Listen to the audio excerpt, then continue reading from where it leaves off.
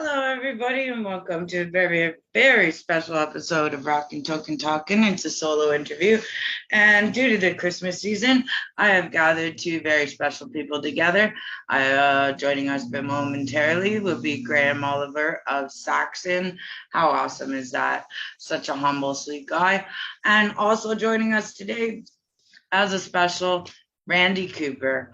Randy the Arsonist Cooper. I just want to say happy holidays to absolutely everybody across the Rockin' Token Talkin' network and out to the world. I hope you're having a very safe and happy holiday season. I know that we have gone through so much this year, just so very much. And I'm really, really proud that I've been able to do it with my family. And here comes Graham Oliver. And to do it with so many of you. So, welcome. As we wait for him to get set up and get started. Cheers with some Canadian holiday spirit. Good old Timmy. Nothing like it in the world. Hello, Graham. Nope, not yet. Hi. How are you?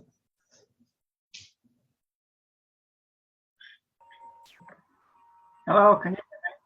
Hello, how are you? I can hear you. I'm fine, thank you. Finally, mate. You brought your guitar with you. Are you able to play today? Yeah. Oh, wonderful. Whenever you feel like playing, please do.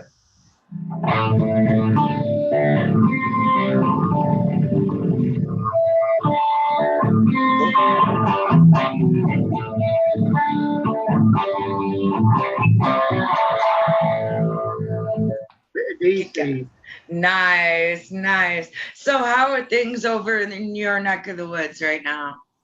Okay, we're just having another bit of a panic with COVID. Yeah, that's happening over here too. I know that Girls School, their last two gigs got canceled, and 6 people have it, but they're all well. They're all okay. Is it gonna lock things down again, you think? I think after Christmas we'll probably lock it down again, yeah. I had such hopes that we were over this a little bit and that we would be able to have a better 2022. I know that you've gone through a lot this year. Well, Steve Dawson's had to retire through arthritis in his hands. So ODS has bit the dust, but I'll be carrying on, but I'm not sure in what format yet. Really? Yeah. Wow. Well, Dawson Saxon, there's no Dawson anymore. Right? We've been together since 1969. It's teenagers, 16 years old. Wow. I am so sorry to hear about that. Where do you see yourself going? Where do you want to go? Well, I've still got the same band. We just got a different bass player to try and fit in. We've actually done, when Steve had his knees replaced a few years ago, we actually used a guy called Jamie Malinder to stand in for a few gigs while Steve were incapacitated. So I've been rehearsing with the same lineup, but with Jamie Malinder on bass, because he knows all the tunes anyway. So hopefully we'll try a couple of gigs out, but I've been struggling with playing myself. I've been practicing this afternoon. I think it's inactivity and a bit of rheumatoid in my fingers. I don't know. It's just awful, really, because you can do it in your head, and your hands are not, your fingers are not obeying my commands. I definitely understand that. I have a condition where I'm quite out of tune with my body most of the time, and it's very, very frustrating. I know what that feels like, obviously not to the scale that you're dealing with it, but definitely just being sitting around is, it gets hard to get right back into that really, really, really, hard life of road touring or playing. It's a lot of work. Yeah. That must be people keep posting videos from years ago, and it's amazing where they get them from. They just posted one with Wurzel and Phil Campbell joining in at Dusseldorf in 1992, and then Down and Get Dirty from the same gig. And I can't imagine that was me playing. Oh, that must be such a wonderful feeling, you know. You are undoubtedly a legend that has just affected so many people all over the world. And I'm sure those videos will pop up forever and ever, a long time coming. It's just amazing that people had video cameras in those days. Right? They would have had to bring like one of those big ones, right? On telephones now, isn't it? It is. It's all a telephone now for sure. Everything's on everything you do. You know, if you leave your house, you can be on camera pretty much. That's why I think that the phone situation has washed the Loch Ness Monster and other things like that, because, and aliens, spaceships, there should have been millions of sightings, you know, of the Loch Ness Monster, because there hasn't been. It makes you wonder if there really is one, you know. That is true. And I find, you know, we've got these phones now with these amazing cameras on them. And every time I try and take a picture of the night sky, it looks fuzzy. It never captures truly what you're seeing in a way. So I'm not surprised there'll be a lot more fuzzy UFO shots out there for a little bit to come. But it is funny. Are those things that you like to indulge in, the belief in Bigfoot? I find it interesting that these myths perpetuate over the generations. Right. Sasquatch is a big one, because I've watched TV programs about Sasquatch and Bigfoot. It's the same thing, isn't it? It is, yeah. And there's supposed to be a lake in Canada with a monster in it as well, isn't there? Yes, and apparently a really old tradition of a race of mole people living under the big lake here, you know, with the tunnel system and all kinds of stuff. There's some great conspiracy theories out there. I mean, I had an interesting conversation with somebody who desperately thinks the moon landing never happened. Yeah. And 9/11 was a conspiracy as well. It was, you know, people are, you know, will roll with anything. And I think also the pandemic as well, we talked a lot about that. And there's a lot of people feeling still all kinds of interesting things. There's people here in England think it's a hoax. I just find it odd that the whole world would be involved, you know. Right. One country, I could imagine it, but it's hard to believe that the whole world would be involved in some kind of conspiracy. It's true. I couldn't see what they could possibly gain, to be honest, but I don't know. I see more possibility in, once the event happened, that, you know, controlling powers are manipulating the profits from it, you know, like, you know, certain companies have more control, like Walmart or whatever.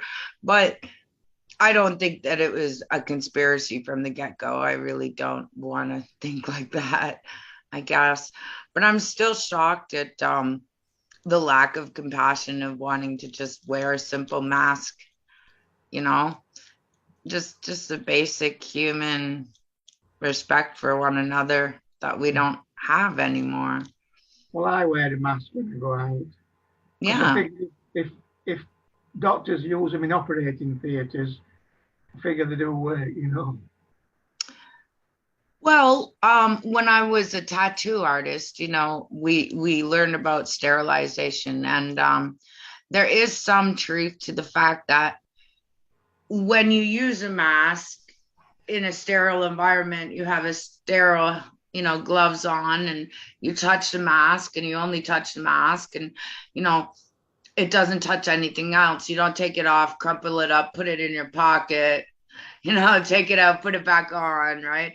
I do think that there's some validity to how effective they are as per being used, but I still think it's just a common decency. You know, I have a friend who's coming into the interview that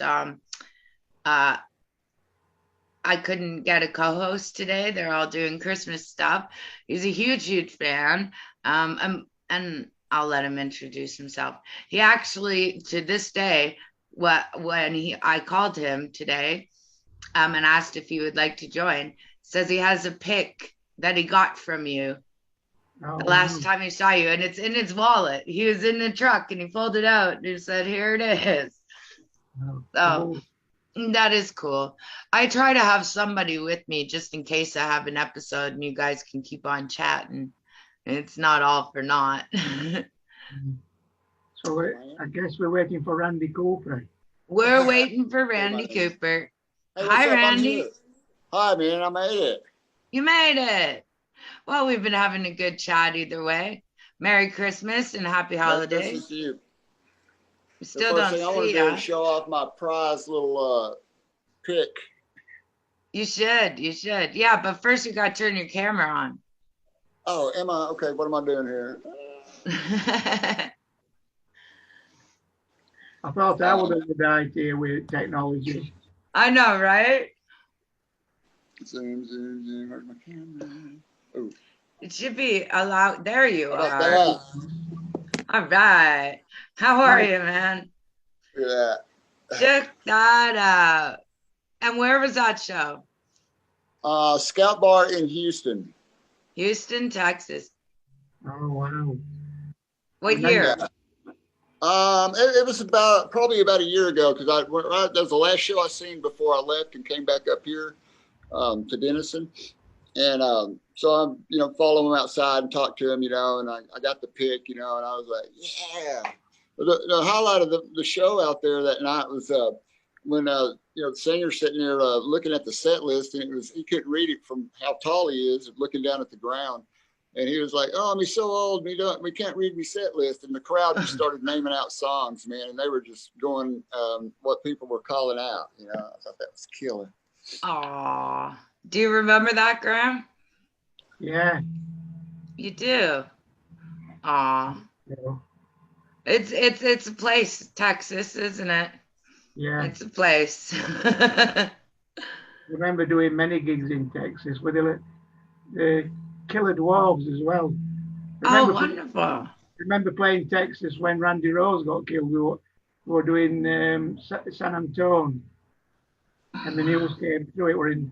He'd just been killed, and we'd been touring with him in Europe not long before. So I always get memories of it, gigs. There's always little things that stick out in your mind. Wow. My first time to see them was with Iron Maiden and Fastway. Yeah, that's right. Yeah. Fast Eddie. Mine tour. Jerry Shirley was on drums from Humble Pie. Wow. I was such a young man. I didn't know young kid. I didn't know quite who Saxon was, but I'd heard Denim and Leather, and when we that's what I'm talking about, right there. All right, you got get yours. Go get it. I love it. Let him play, man. Really. All right, play it, Graham, please.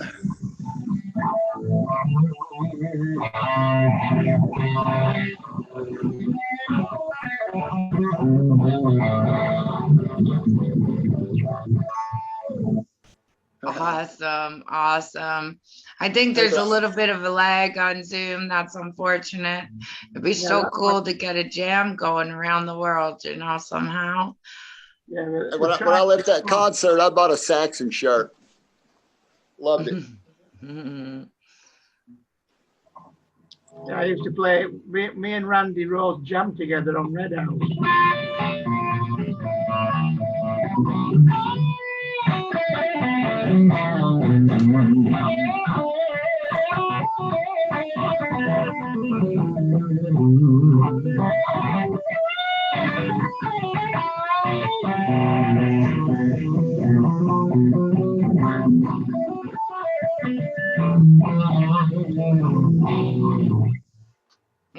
incredible. Thank you so much. Oh my gosh, I'm almost crying. This is crazy.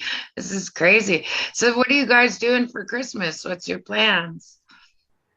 I'm just spending it with family. I've got 3 children. So one Christmas Eve, we go to my daughter's and we have Christmas Eve evening meal. And Christmas morning, we go to my son, who was a fantastic drummer. He used to play with ODS. And it cooks us a fantastic breakfast with sourdough, scrambled eggs and smoked salmon. And then we go to my eldest daughter, who's for Christmas dinner for turkey. It's Turkey Day. Turkey Day, for sure, for sure. Do you have some awesome Christmas plans, Randy? I'll get with my kids and stuff like that, but I'm over here working into that with my youngest daughter is going through her first breakup, and so it's a horrible, boy. So I've got her, but she's better.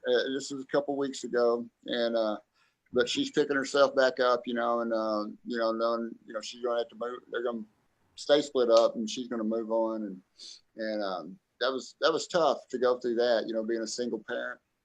Wow. And, her mother told her, suck it up, or something like that. But I got her. Oh She's my gosh. I know,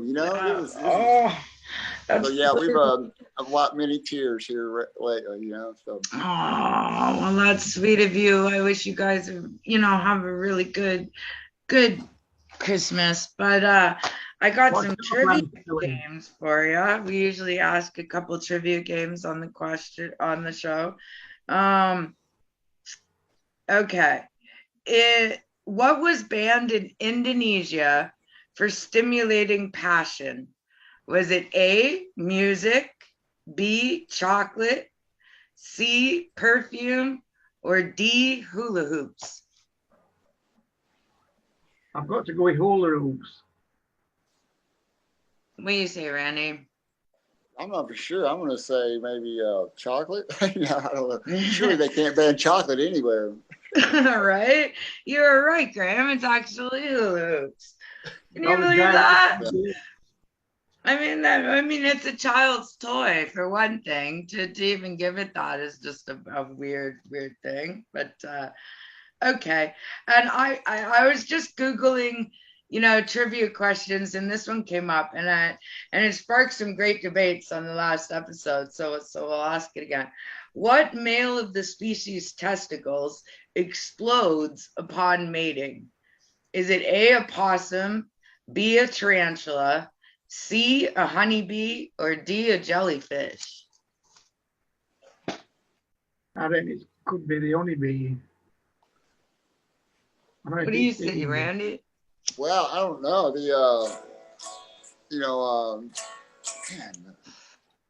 The jellyfish.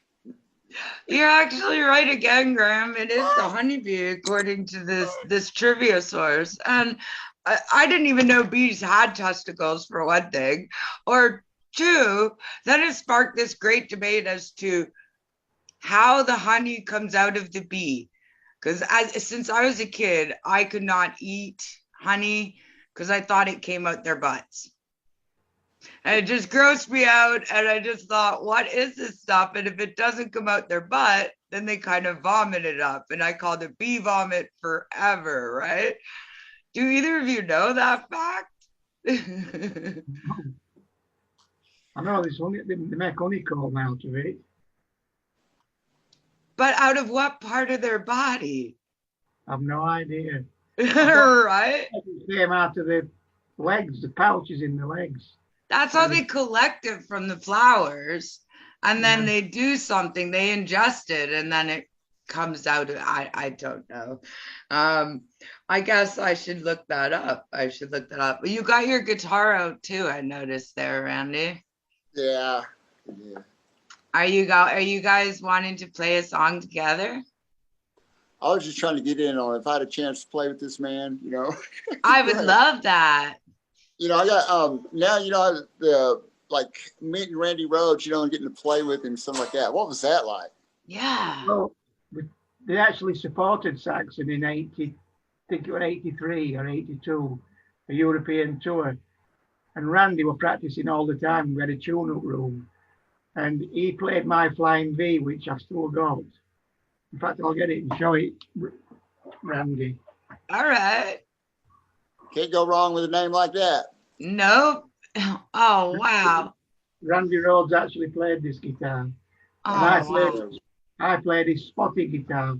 And we did Red House, but we did it, I think we did it in B, like I demonstrated. But me and Paul Quinn tried to do a jam on Zoom, and like Kelly said, there's a delay, so it's difficult. But we can try. We can try. We can try. Oh, thank you.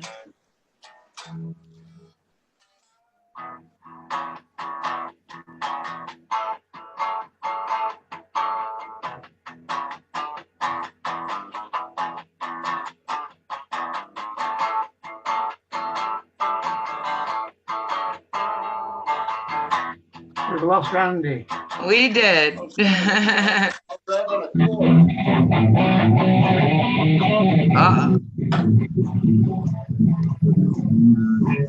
turned it up to 11.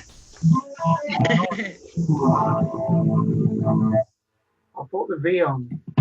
Okay. Oh my gosh, this is amazing.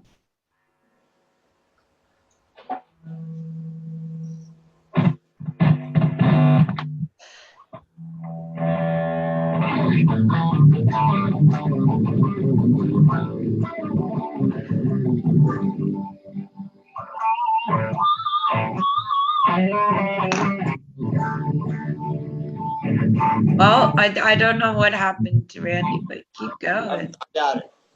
You got it. Your camera's gone again. Is it? There we go.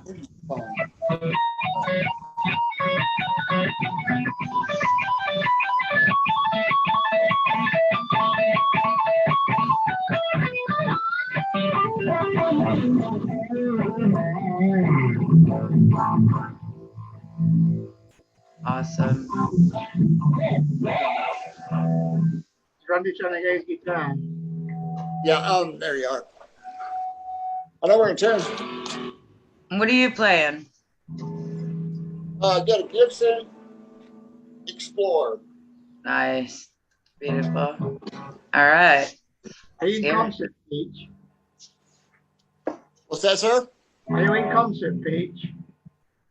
Concert pitch. I'm in 440-010. Yeah, that sounds right.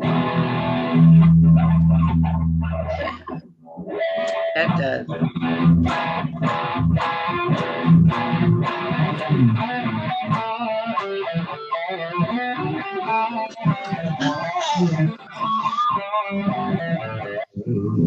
Oh, you got. Okay. Lost my hat.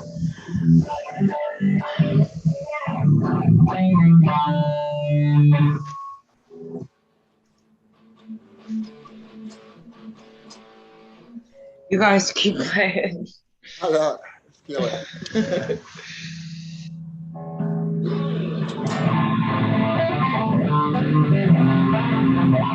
What about Hey Joe?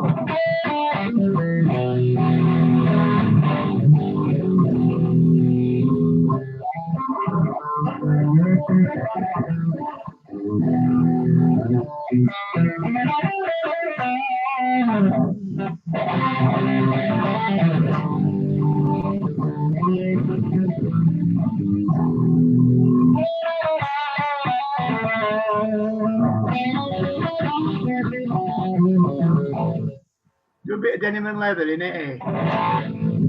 Yeah, let's see if I can recall some of it down now. Yeah, I'm trying to hurry and get my phone plugged in so I don't lose y'all.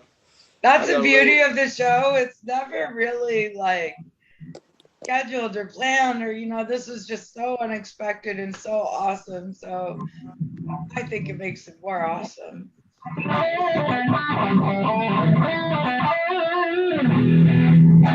There you go.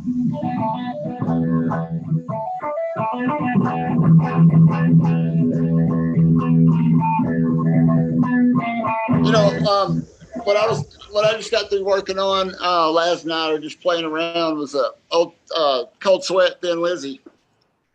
Came on the found a YouTube video of it, man. It's killer.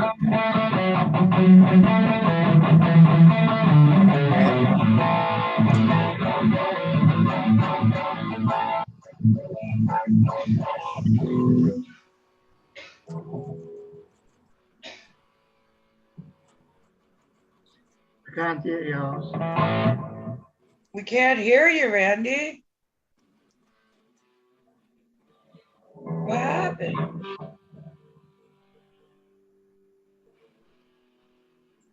Is that on? Now we can hear you.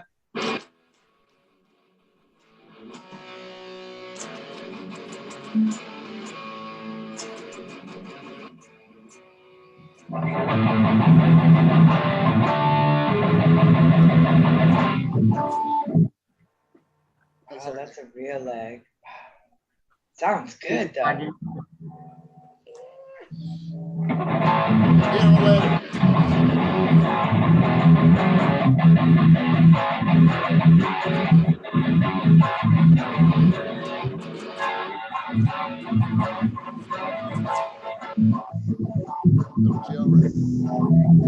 Yeah, I was stuck on watching John Sykes, man. Once I got on that video, I watched a bunch of stuff from him.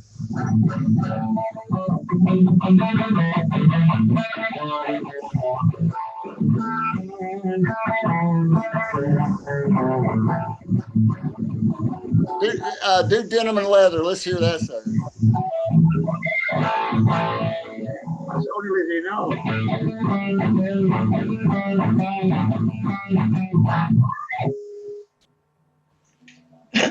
Well, it's interesting, you know, Randy, you had said today that you were looking for people to play with, and Graham, you had made an announcement that the other half of Oliver Dawson is retiring. You know, one thing that I think is so cool is just the show has been able to link so many people together. So I will definitely put the word out that you are, you know, looking. And I don't know if you play bass at all, Randy. No, it's I'm bored with it, man. I've got to bend a string. You're bored with the I bass. got all kinds of jokes on why do we even have a bass player? You know? Why do we even have a bass to keep the well? I don't know what to say to that. I think you need one, don't you? Yeah, you definitely do. You know, but yeah, you definitely need. We all make fun of each other. I guess, right? Yeah. Another one was Rick Fox was on the show, and is also a bass player, and I sent him a Devin Townsend video on EMG, and he's like, wait, I'm an EMG endorsed artist. They never ask bass players to come play, though. It's always guitar players, you know. It's always to make you guys get all the attention, right? I don't know, but for good reason. For good reason. I get accused to playing a little bit of a guitar favoritism across the pages, you know, as opposed to like not having as many drummers on or whatever. But when you're on tour, it's always singers that want to be interviewed. Right. You always want, then it's guitar players, then you go down the line. Right. I think that yeah, that's true. Probably it's harder to get conversations going with the singers, but you know, everybody I've met through you guys have been awesome, and you came to me through Jackie. And what was it like playing with Jackie and Motorhead like for so long? Fantastic. I mean, I toured with Motorhead in the 70s, 80s, and 90s. Wow. And me and Lemmy used to have deep discussions. He were a massive fan of Judge Dredd, but this is before the movies. It were a comic. An English comic, like Superman, and it was called 2000 AD. This comic book that we used to get every month, and Lemmy had a collection of them, and I had a collection of them. And Lemmy on the Saxon movie, he was describing the people, and he said that I was the musician of the band, but he wasn't talking about skill on guitar, which Paul Quinn is a much more accomplished lead player than what I was. But he's talking about deeper stuff. We had an empathy for music, like Hendrix and Johnny Winters and the blues and all kinds of music. We had an understanding. We could relate to each other. So it were much deeper conversations we used to have.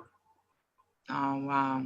That's one, that's a really awesome thing to hear about him. There's so many things to hear about him for sure, He seemed like really inspirationally deep person, and who wouldn't be if you were influenced by Hendrix and got to meet him and He was very articulate. work with him. Pardon?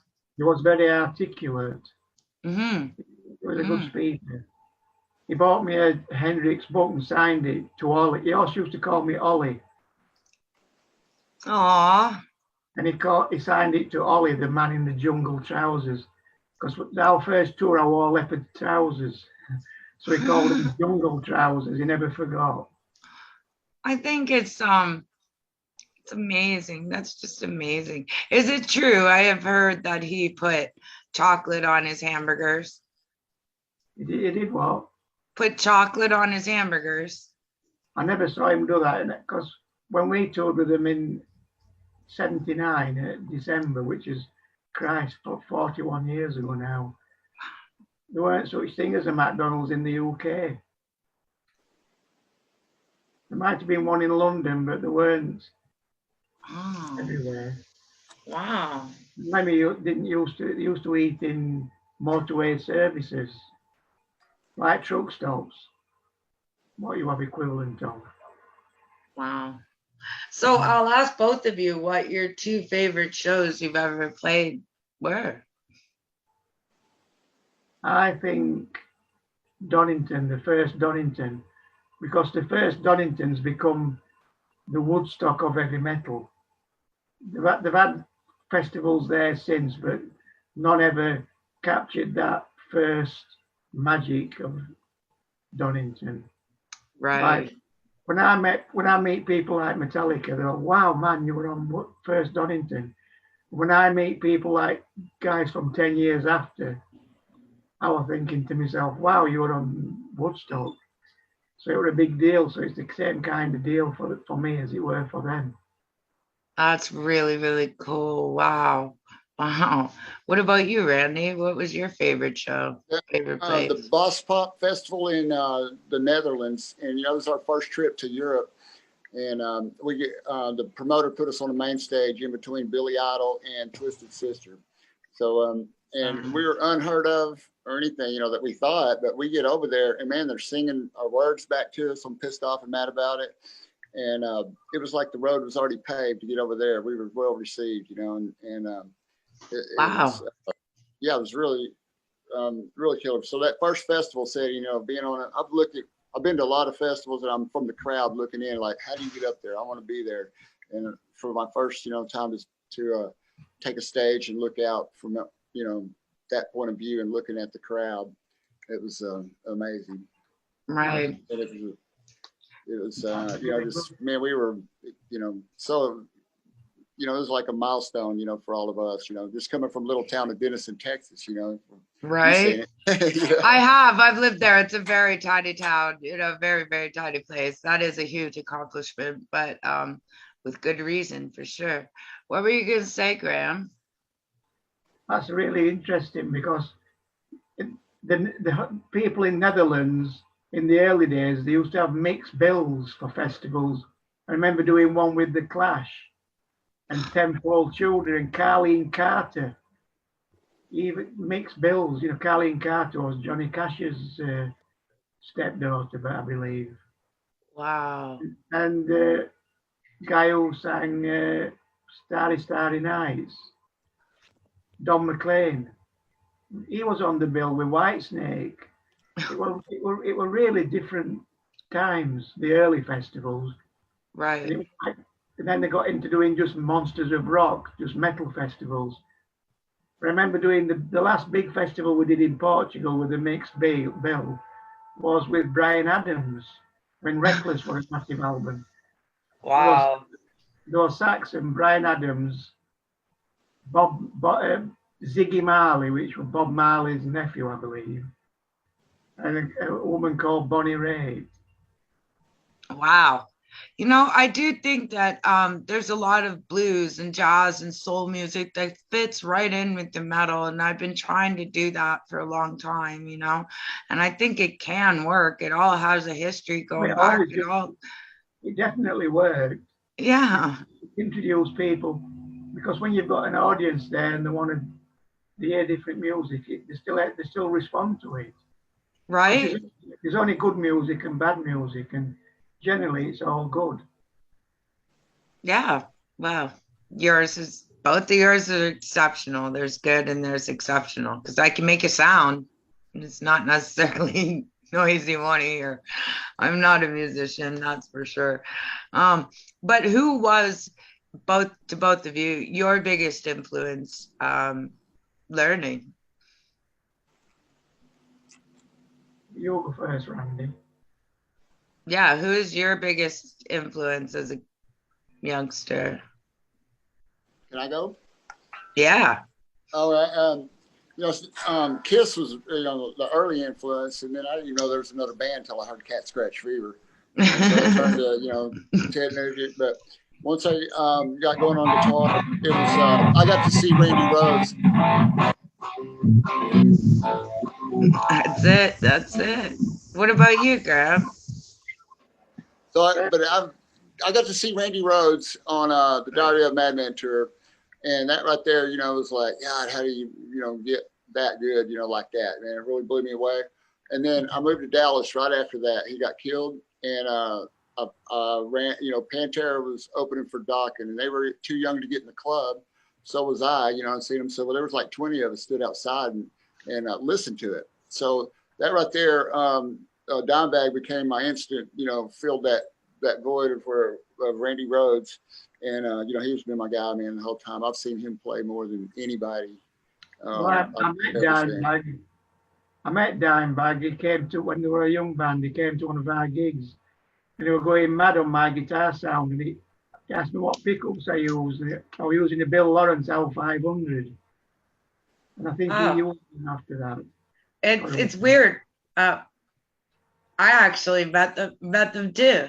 I was at a concert in Toronto. They were at the Sky Dome, and maybe 100 people were there. They were almost unheard of. And being the only two girls there, they just invited us backstage. We got to hang out. And they were really cool once they found out I was only 14 or maybe, just turned, right? They were really good. They even sent me home in a cab. Like super safe, super nice. Yeah. Yeah. That's nice when you do that. Because you always realize that when we're doing on tour with Motley Crue, there are a lot of young girls hanging about. And it's nice when people treat them with respect, because they're somebody's daughters. Right. And I think that it is such a male-dominated event that sometimes it can be scary to go to them, so showing the respect is definitely should be there. But my friend gets criticized for bringing his 9-year-old daughter to metal shows like Slayer. Like, she's seen Slayer so many times. But I think, even kids should go and see it, because that's when you're most influenced, What's in your mind is just, starting to open up, and like music is essential when you're 9, 10. Set you down a path for life, right? Yeah. I drilled metal into my kids. So did they go through that stage where they're just like, I'm going to do everything but I'm going to be the world's best country rap artist just because? When I was 11, my brother took me to see the Rolling Stones with Brian Jones. So that was a big influence, because I'd never seen anything like it. Then I saw Steve Winwood play a Fender Stratocaster in 1966 when I was 13. And that was really awesome. Then I saw Jimi Hendrix, and that blew my mind. So, yeah, it's been like events in my life. So I've been around for all aspects of guitar. So I've lived through Steve Vai, Randy Rhoads, Hendrix, I even had Hendrix's guitar roadie for the Innocence Is No Excuse tour. John Downing, who's passed away now, but you can see him on the Woodstock movie, sat on the cabinet behind Jimmy. Wow. Yeah. So And seeing, if I could rewind time, man, that's who I would go back and I'd see. Yeah. I'd love seeing Hendrix, you know. And what was that like? You know, like the experience of seeing him. I mean, was he just like, was he everything that you know he's became now? I mean, did he just blow you away, or like, God, what is Because that guy? at that point in time, you'd never seen anything like it. Right. You've got to put yourself back in time, and there was nothing. When you saw the intro to Foxy Lady, you know, the sustain, howling sustain. People have heard that thing a million times now, the guitar players, but then you'd never seen it or heard it. And to pile into the F sharp, bang, bang, bang, it was just unbelievable. I can't lie, it's my generation. I hear Foxy Lady and I can't help but see Garth. Like it's just in my head now, right? You know, it's from Wayne's World.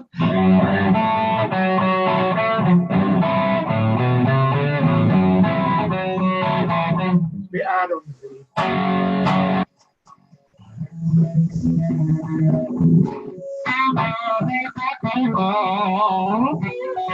Oh my God.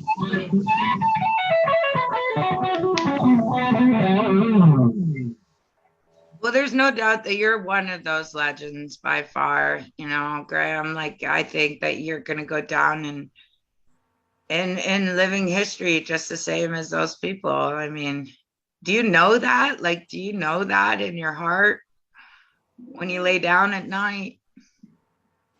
It amazes me that the songs, the riffs I wrote in 40 years ago are still being played. And that Metallica, we started bands like Metallica. Wow. Their second ever gig was supporting us at Whiskey A Go Go. And that's going way back. Dave Mustaine was in them then.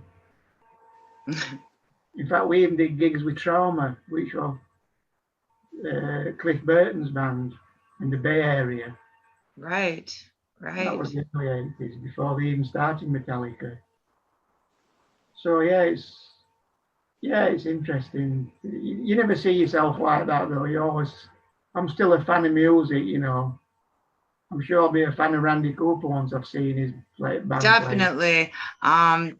Your work with your bands and the Texas Hippie Coalition, I definitely think that was when it sounded the best. You know, that band's gone through a lot of changes, you know, but definitely That's me. I'm a fan of music, man, and that's, you know, when you know, to see the name Saxon, you know, it lights me up, you know, because, you know, I got in there and just, you know, went through, you know, all the material and, you know, learning stuff. And when I was first learning how to play, man, that was something I was stomping around with, was denim and leather all the time, you know, Dallas 1PM. And I know everybody, you know, all the guys' names in the band, you know, and kind of did anything I could read on them or find out about them. So, it, you know, and when I lay down at night, I want to be like this guy. Right? Yeah, you know, you must just sort of walk past the mirror and go, "Oh my God, I'm actually still that guy." Oh wow, Graham, like it's an absolute honor.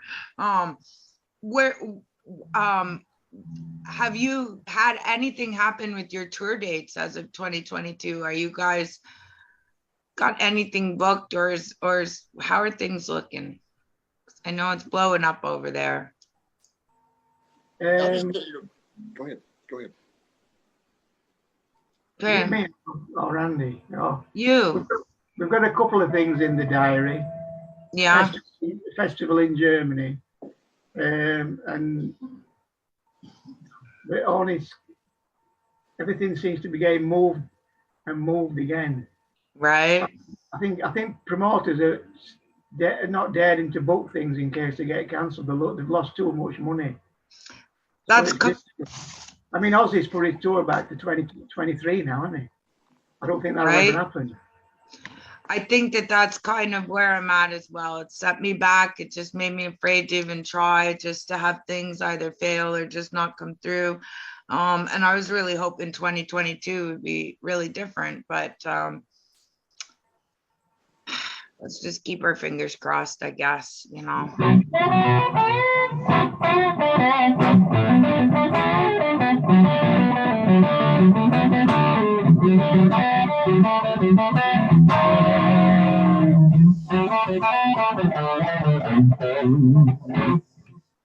Sounding really good.